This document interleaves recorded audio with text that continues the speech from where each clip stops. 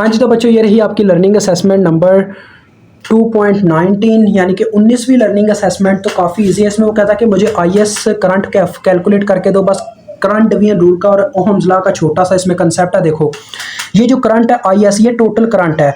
ये जब यहाँ से फ्लो करना स्टार्ट करती है, जब हम ये बैटरी लगाते हैं यहाँ से फ्लो करना स्टार्ट करती है और यहाँ पे जब पहुँचती है, ये एक नोड है क्योंकि यहाँ पे कई चीज़ों की वायर अटैच है। जब कोई भी ऐसा पॉइंट जहाँ पे एक से ज़्यादा चीज़ों की वायर अटैच हो वो नोड कहलाता है। ठीक है, तो ये एक नोड है। यहाँ पे जब करंट पहुँचती है तो वो दो हिस्सों में तकसीम हो जाती है क्योंकि आगे दो वायर्स हैं। कुछ करंट इस तरफ चला जाता है, कुछ इस तरफ चला जाता है। इस तरफ जो करंट जाता है उसको आप I1 का नाम दे लो, इस तरफ जो करंट जाता है उसको I2 का नाम दे लो। ये आपको समझाने के लिए मैं इस तरह से मेंशन कर रहा हूँ ताकि बच्चों को याद रहे। वैसे मेंशन करना भी चाहिए आपको, क्वेश्चन इसी तरह से अच्छा लगेगा आपका सॉल्व होने के बाद। ठीक है, तो देखो बच्चों, मैं CDR करंट डिवीजन रूल का इस्तेमाल करूंगा और ओहम्स लॉ का इस्तेमाल करूंगा IS को कैलकुलेट करने के लिए। कैसे? देखो अभी मुझे I2 की वैल्यू मिल जाएगी। क्यों? क्योंकि देखो जब I2 जो है ये IS जब यहाँ पे आई तो दो हिस्सों में तकसीम हुई, कुछ करंट इधर गया कुछ इधर गया। तो I2 जो आगे बढ़ती है जब इस रजिस्टर में से गुजरती है तो उसके क्रॉस कुछ वोल्टेज प्रोड्यूस हो जाता है। इसी तरह से जब ये आगे आती है 30 किलो हम रजिस्टर में से गुजरती है तो उसके क्रॉस 3 वोल्ट प्रोड्यूस हो रहे हैं।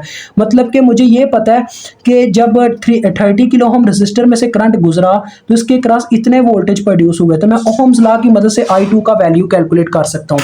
तो देखो ओहम्स लॉ का कहना था कि V बराबर होता है IR के। ठीक है, तो हमारे पास I की जगह I2 आ जाएगा और अपने R ये आ गया। ठीक है, और आप इसको V वोल्टेज कह सकते हो, 3 वोल्ट जो आए हैं। ठीक है, V1 कह लो, चलो V1। ये फार्मूला आ गया ओहम्स लॉ का। हम I2 की वैल्यू कैलकुलेट कर लेंगे। देखो I2 का फार्मूला बन जाएगा V1/R।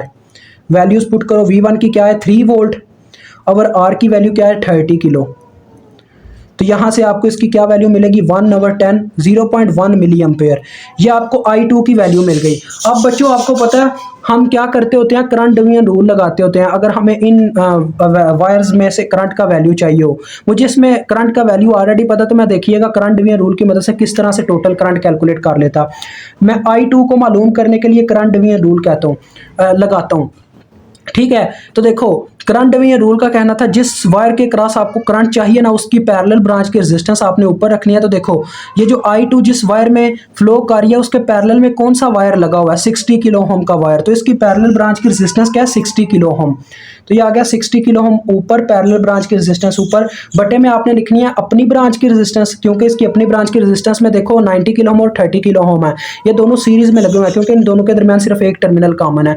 तो लिहाजा इन दोनों की रेजिस्टेंस बनेगी 90 के प्लस 30 के, क्योंकि सीरीज में है, प्लस पैरेलल ब्रांच की रेजिस्टेंस। ये क्या था CDR था, करंट डिवीजन रूल का कहना था।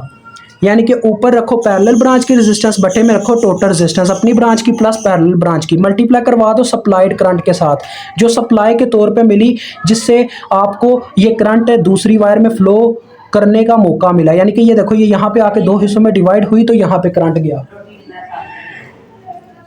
तो लिहाजा यहाँ पे IS से मल्टीप्लाई हो जाएगा। देखें इससे फार्मूला बन गया। अब मैं IS को इजीली कैलकुलेट कर सकता हूँ एक स्टेप में।